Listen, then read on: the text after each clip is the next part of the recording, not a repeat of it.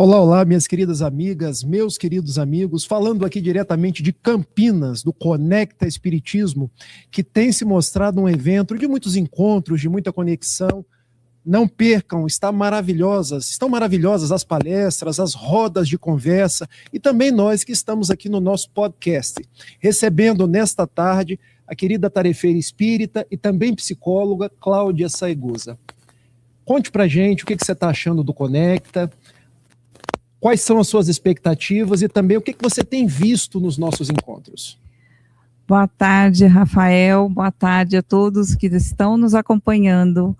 É um evento incrível, é um evento maravilhoso, envolvente, uma energia, a gente sente a energia no ar, as palestras incríveis, muito conhecimento, é muito enriquecedor.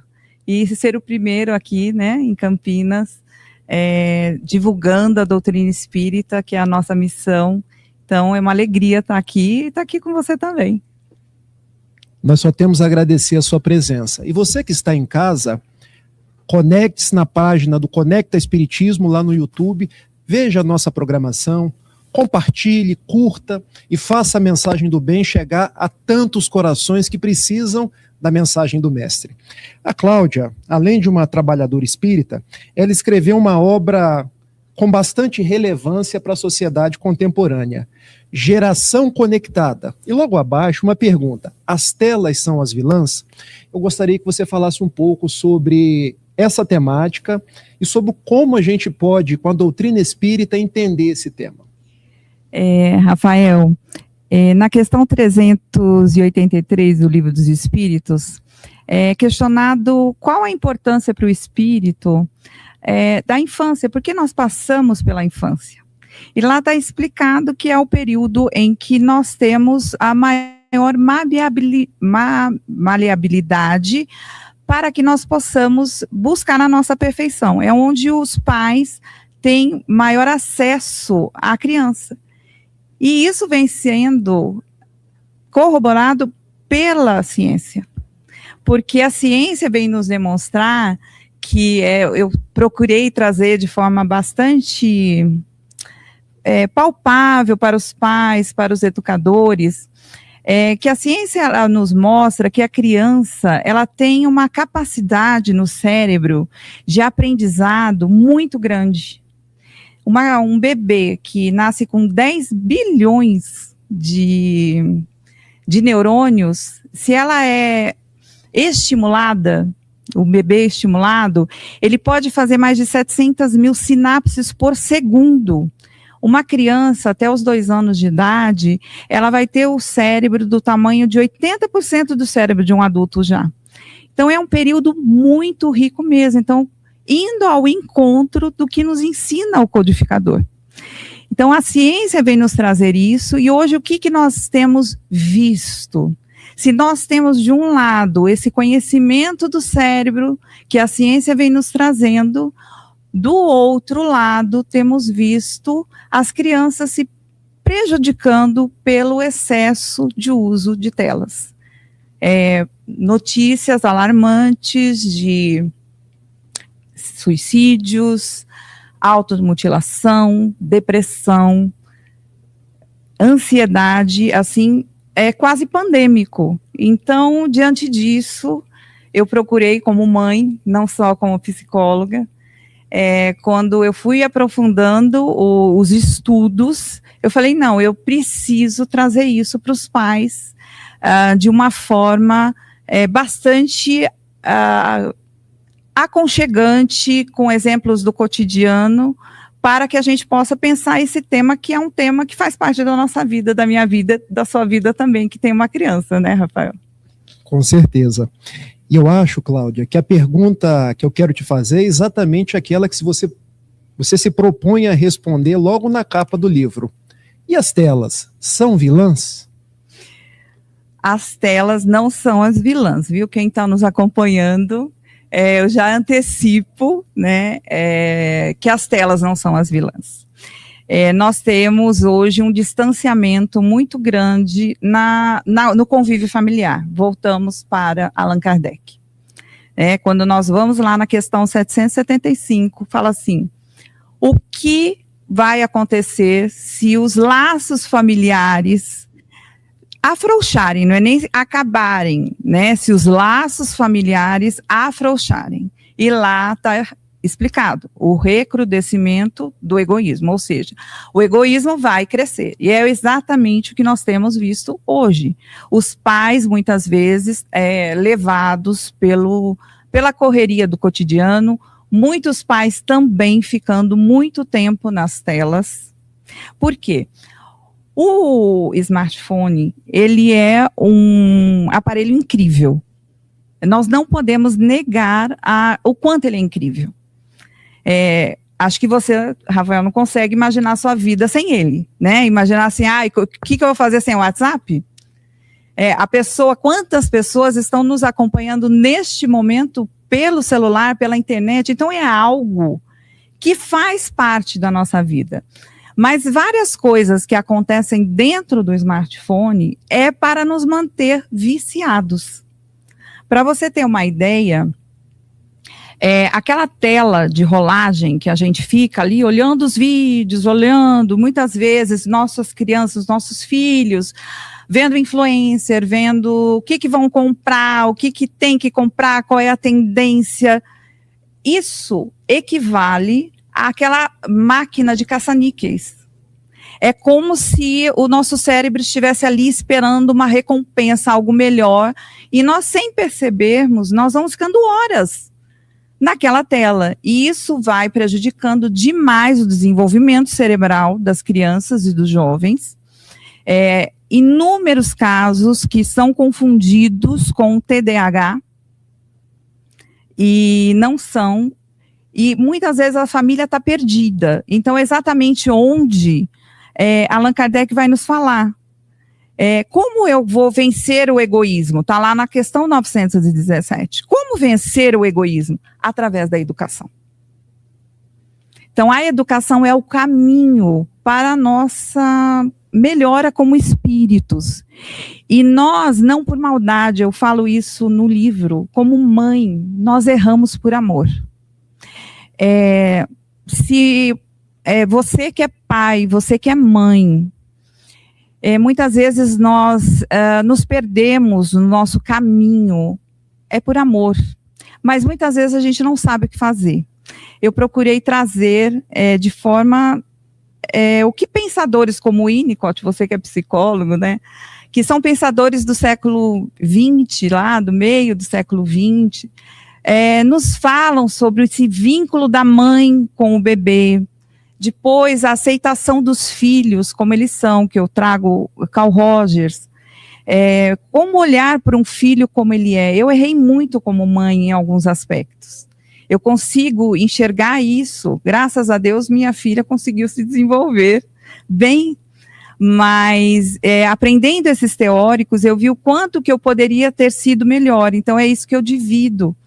Porque o caminho, a educação. Mas nós, como os pais e mães, muitas vezes, estamos perdidos. O que eu tenho que fazer? Então, eu usei, não são teorias minhas, eu não criei nada novo, eu trouxe teóricos que estudaram o desenvolvimento do ser humano, e tirei do mundo acadêmico, procurei tirar do mundo acadêmico para levar para os lares, levar para as escolas, e exatamente para facilitar isso, que Allan Kardec nos fala sobre a educação. E que educação que ele fala? Aí nós vamos lá para 685, a educação moral, né, Rafael? Então... Excelente.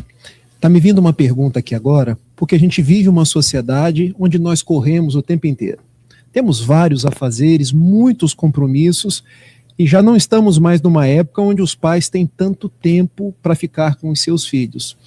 E nós ouvimos muito dizer que as telas acabam sendo um substituto daquele tempo que os pais não têm.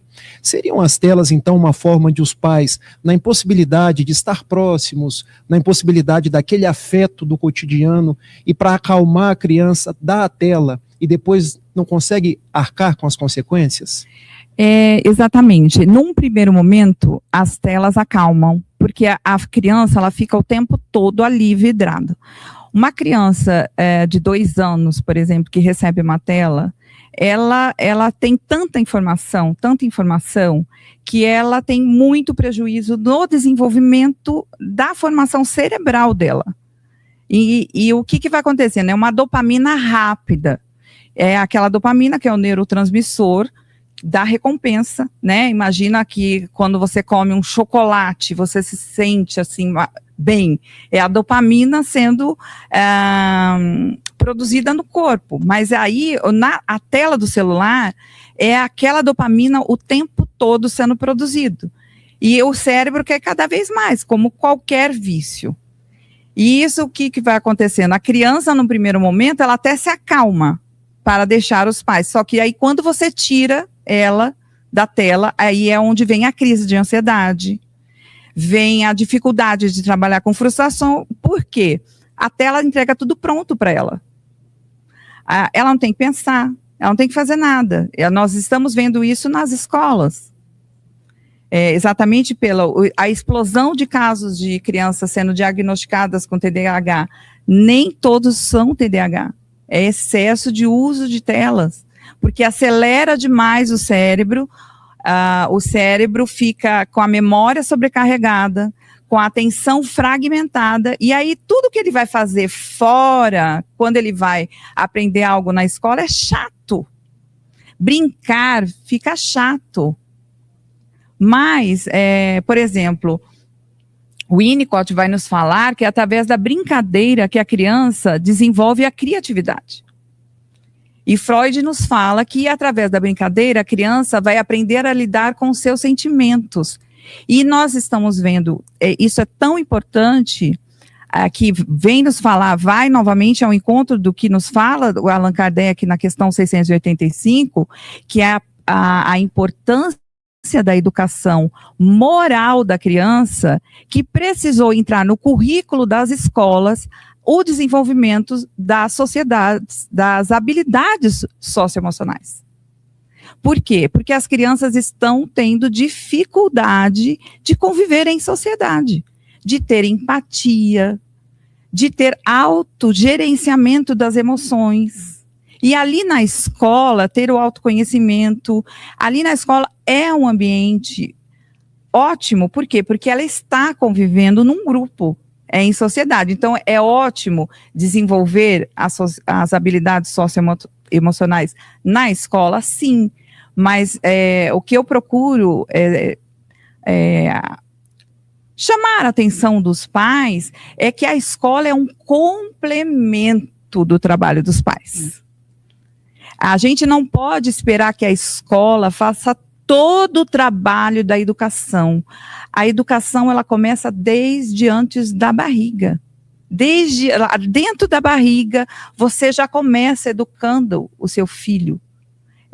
Existem estudos do impacto da música num bebê. Quando a minha filha nasceu, ela chorava muito, Rafael. Ela chorava assim, e eu cantei. Durante toda a gestação dela, eu cantava a oração de São Francisco. E ela chorava. No momento que ela foi se aproximando de mim, eu fui cantando a oração de São Francisco para ela. Imediatamente ela foi acalmando. Então, esse vínculo da mãe com o bebê, ele começa ainda antes do bebê nascer. Então, o Winnicott, ele vem nos falar isso. Não adianta, assim, você tem que cuidar do seu filho, sim, não tem nenhum problema, você dá presentes para o seu filho, ótimo, dê presentes para o seu filho, mas você tem que ter presença com o seu filho, tem que ter presença. Muitos pais, às vezes, estão com a criança no mesmo local, mas o pai e a mãe estão no celular, e a criança, aí eles dão o celular para a criança também.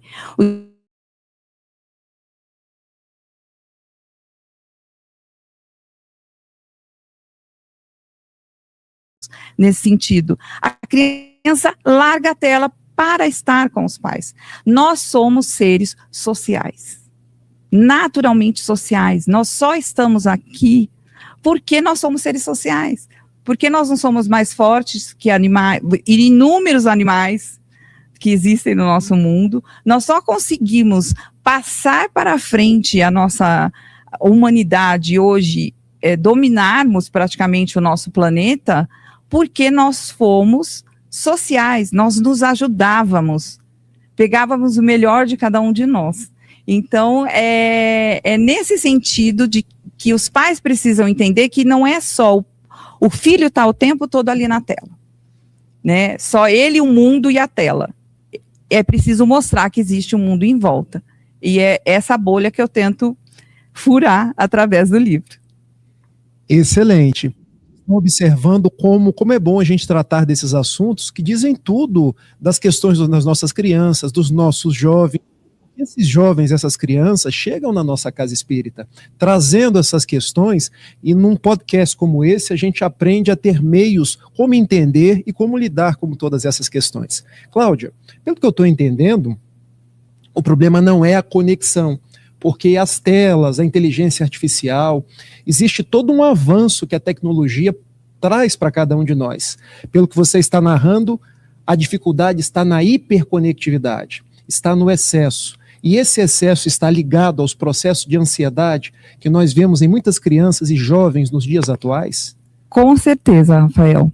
Excelente posicionamento que você trouxe agora. Porque, assim, quando o smartphone, o iPhone, né, e os demais, o iPhone foi lançado em 2007. E ele foi popularizado, assim, de forma muito rápida. Em 10 anos, o smartphone, ele estava na maioria das casas. Para você ter uma ideia, o telefone normal demorou 200 anos para se popularizar. E aí o que tem os estudos mostram? Ao mesmo tempo que o smartphone estava chegando nas casas em grande número, a mesma curva foi crescendo em depressão, em ansiedade, em suicídios e automutilação. Eu tive uma notícia muito triste hoje com uma amiga que frequenta uma casa espírita, que frequentadores ali, uma menina que até às vezes ia ou não, no centro, atentou contra a vida. 11 anos, Rafael. Então, isso nós temos notícias, é muito alarmante, é muito triste. Psicólogos como eu, que atendem adolescentes como outros colegas, outros psicólogos, você também, nessa área, tem visto quanto as pessoas têm sofrido. Porque a tela, ela traz, assim, a tela é a vilã? Não. Mas se você deixa um psiquismo que ainda está em formação, né, porque o cérebro da criança e o cérebro do adolescente, ele não está formado. E numa área extremamente importante, que é o córtex pré-frontal, que é onde nos dá bom senso. Isso só vai se desenvolvendo com o tempo, só vai terminar de se desenvolver lá pelos 24, 25 anos. E aí você expõe essa mente frágil, porque a mente de um adolescente, por exemplo, é uma mente que tudo que acontece é extremamente grande, tudo, uma espinha, é o fim do mundo. Eu não pude ir no tal passeio, é o fim do mundo. E aí você deixa aquele adolescente o tempo todo se comparando com o que está acontecendo.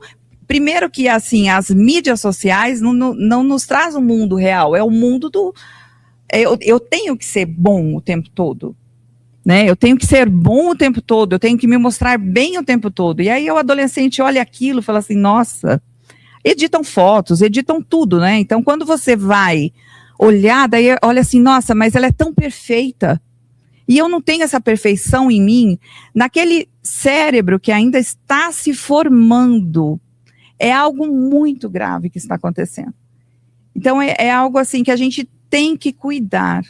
Os pais precisam estar presentes. Uma das coisas que os estudos mostram é que a tela, se existe a interação de um adulto com a criança, existe a Sociedade Brasileira de Pediatria, eles trazem uma quantidade de horas saudável para crianças e jovens estarem em contato com telas.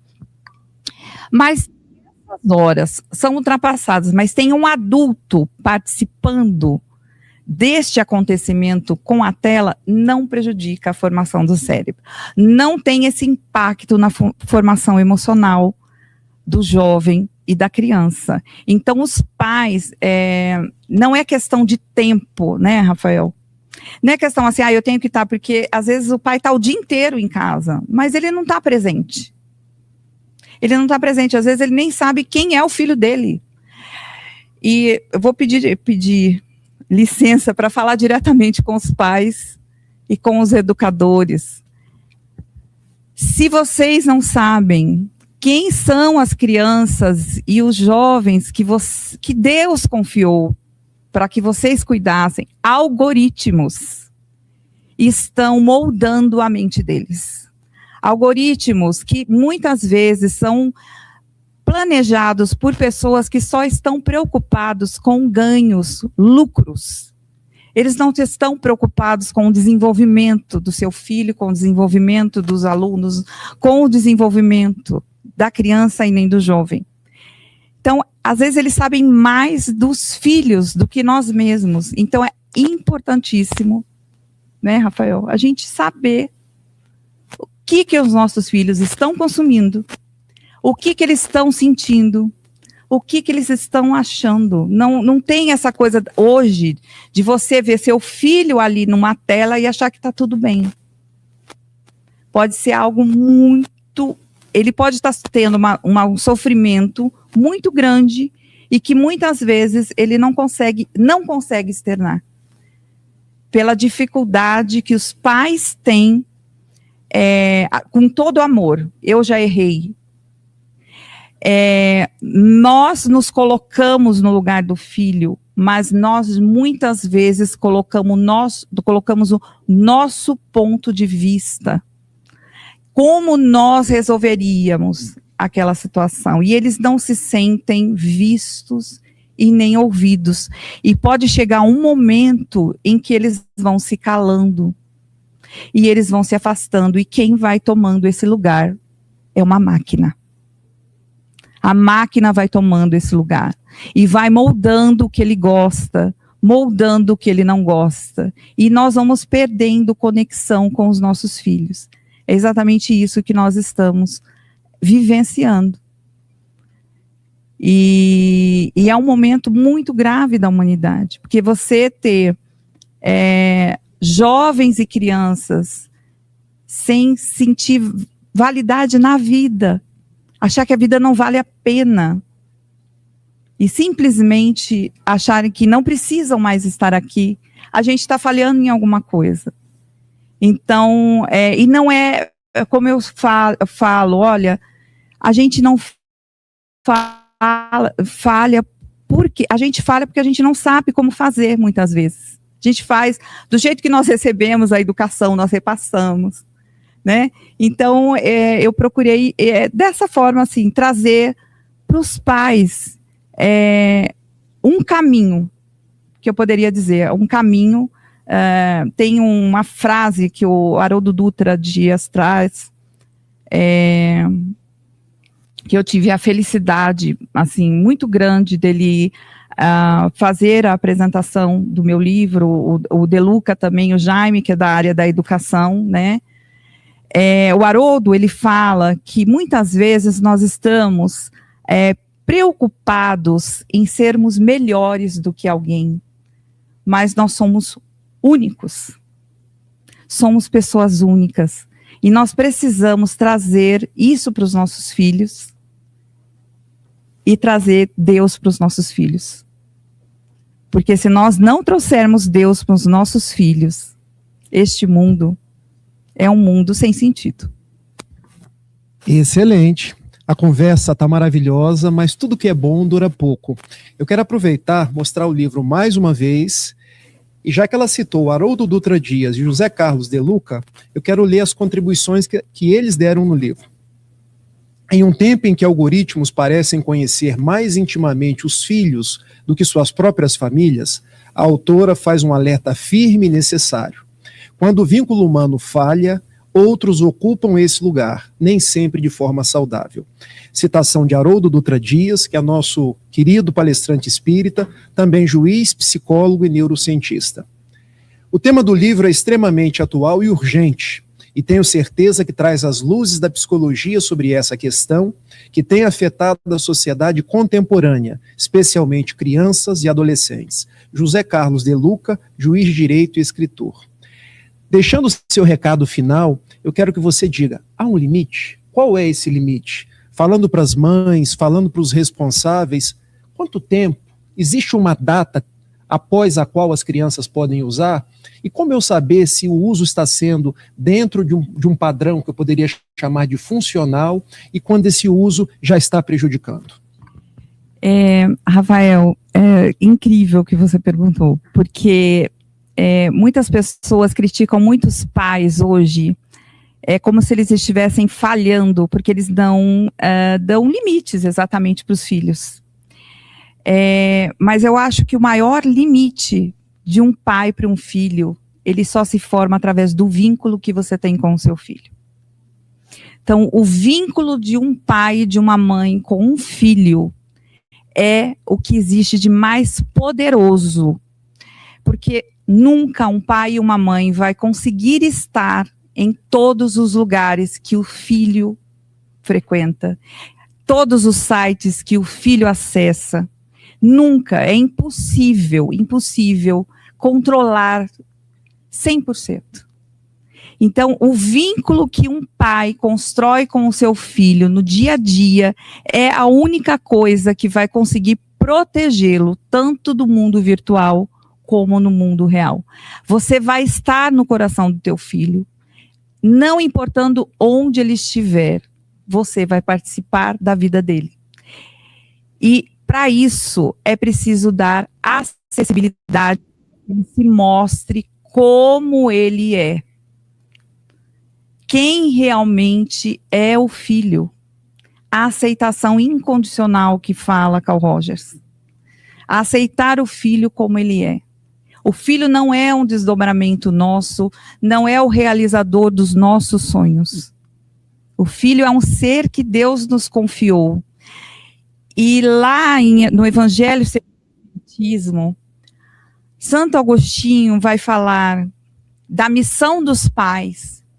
E ele vai dizer que quando os pais chegarem ao mundo espiritual, vai ser questionado: o que fizeste do filho que eu lhe confiei?